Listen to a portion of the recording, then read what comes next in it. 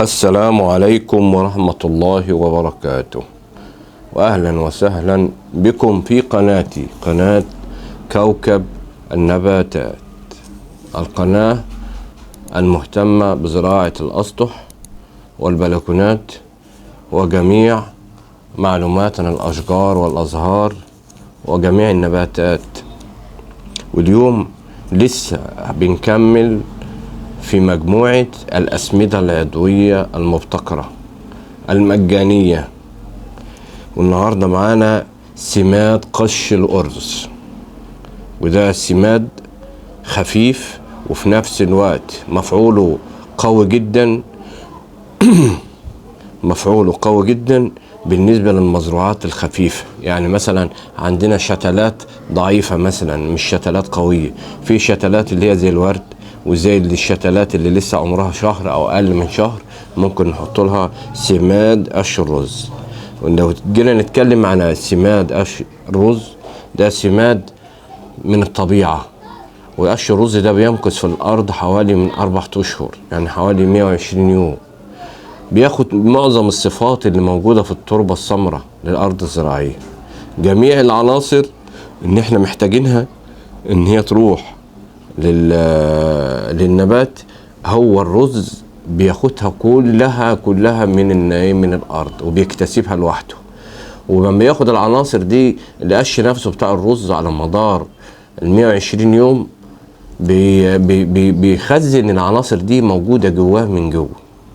يعني كل العناصر اللي النبات محتاجها في السماد كلها موجودة، وكل إذا كان الأزوتي أو إذا كان البوتاسيوم أو إذا كان كل العناصر، لو قعدت أعد كل العناصر اللي هو محتاجها النبات كلها موجودة في سماد قش الرز الجاف المتحلل.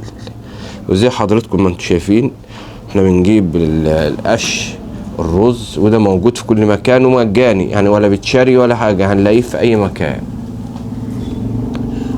وهنجيب الخزان أو الجردل اللي هنشتغل فيه أو القصيص، يكون حوالي 30 لتر مثلا أو 20 لتر أو 25 لتر.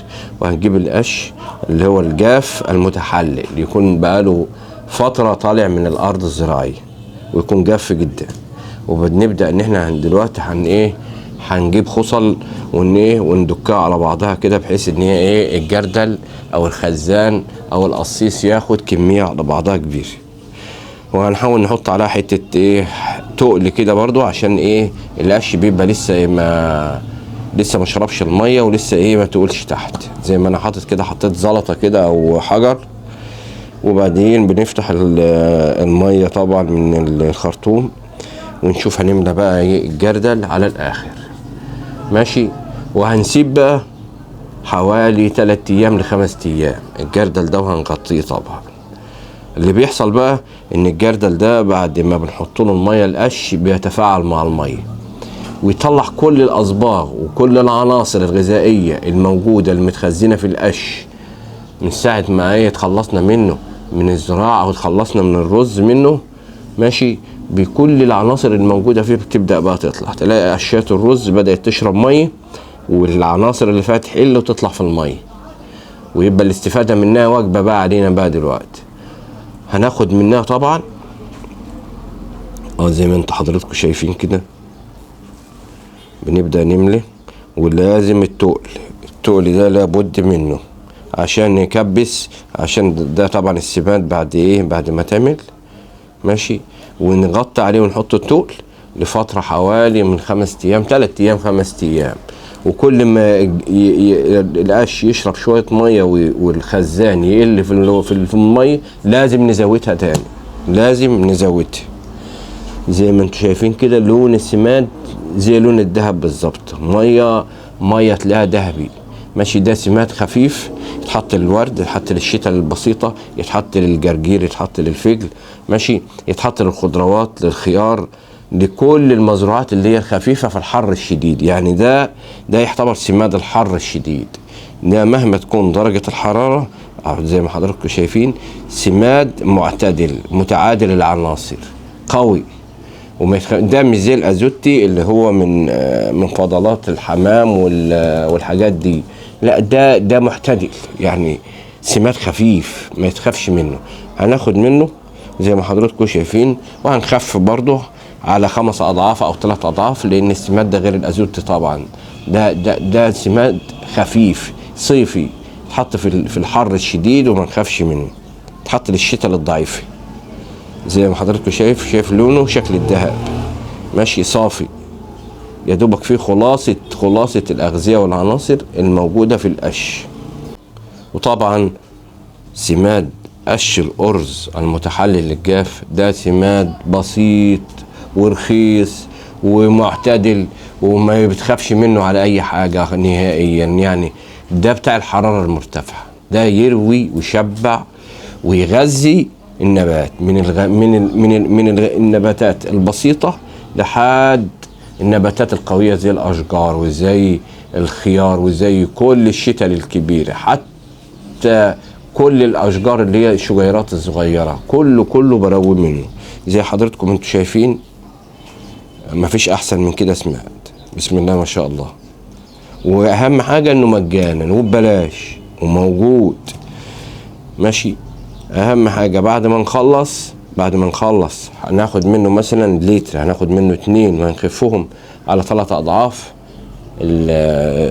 العبوة. مثلا إذا كان لتر هنحط عليه كمان 3 لتر، ماشي. وهنشتغل بيه ونروي بيه مثلا كل 10 أيام في الأوقات اللي احنا فيها الحر دي، ما يضرش نهائيا، دي عن تجربة طبعا، ماشي. زي ما حضراتكم شايفين أنا كده بروي بيه. دي شجرة اللورو، ودي الجوافة الفرنساوي. انتوا حضراتكم كل الزرع بتاعي ده والاشجار التوت وكله انا ما مسميتش غير بالسماد العضوي المتحلل. يعني قليل خالص لو جبت NPK، قليل كنت الاول يعني، بس قليل يعني. المهم كل ما الخزان يقل والقش يشرب المية احنا هنزوده تاني. يعني احنا خدنا منه مثلا لتر او 2 لتر النهارده، نرجع تاني اللتر او ال2 لتر تاني، بحيث ان احنا نقدر نشتغل بيهم ويبقوا ويرجعوا سماد تاني بعد 3 ايام. ده حجر طبعا انا حاطه عشان القش مهما كان في الاول في المرحله الاولى طبعا بيبقى لسه ما شربش الميه، وبحاول ان انا انزل القش تحت، يمكث تحت في تحت في اسفل الخزان من تحت، بحيث ان هو مفعوله يشتغل وما يطلعش يطفو فوق. انا بحاول اشيل اعبي الدورة كذا مرة عشان حضراتكم تشوفوا برضو لون السماد صافي ما فيهوش ولا يعني. في ناس تقول لك بقى السماد اللي هو المتحلل ده مثلا من اللي هو من بقايا روث الحمام او الطيور او كده، يقول لك اصل بتبقى ريحته وحشه. طيب احنا جبنا سماد النهارده ولا ريحه ولا اي حاجه، يعني انا بحط ايدي ملوش اي ريحه تذكر خالص نهائيا. زي ما انتوا شايفين الصبغه دي بتبدا تشتغل بعد ساعه على طول، وملوش ريحه. يعني انت لو ايدك فيه وجيت تشميه مفيش، هي ريحه القش. وهو ده الميزه الكويسه في السماد القش الجاف العضوي المتحلل. هو دي الصفات يعني انا بحط لشجره الحرنكش، شوفوا بكتر. شجره الحرنكش دي شجره قويه جدا، دي ارتفاع حوالي 2 متر، ماشي. دي في خزان اللي هو 60 في 60.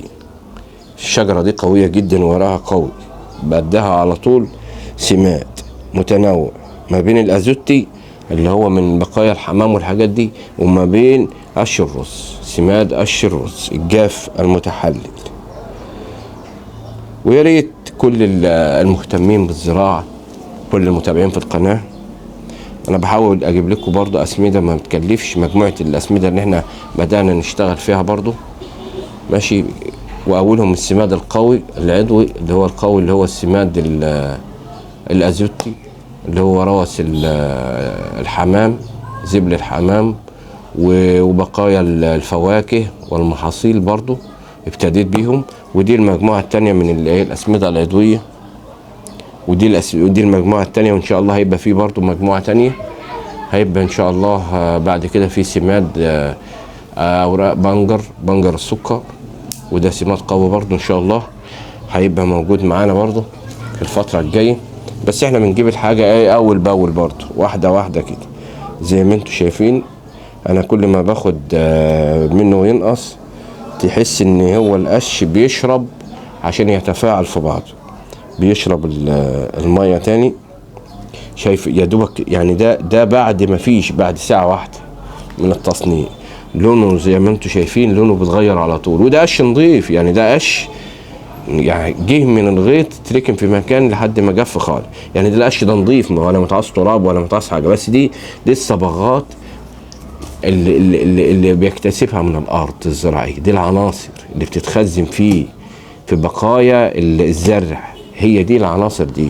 وحسب بقى اذا كان بنجر بتبقى عناصر قويه، اذا كان رز، الرز ده من صفاته الحلوه ان هو بيمكث 120 يوم في الميه. يعني القش ده بيبقى في الميه 120 يوم بالظبط، فبيكتسب كل عناصر التربه، كل العناصر التربه بيكتسبها فعلا، وكلنا بناخده بقى ونشتغل بيه عشان كده.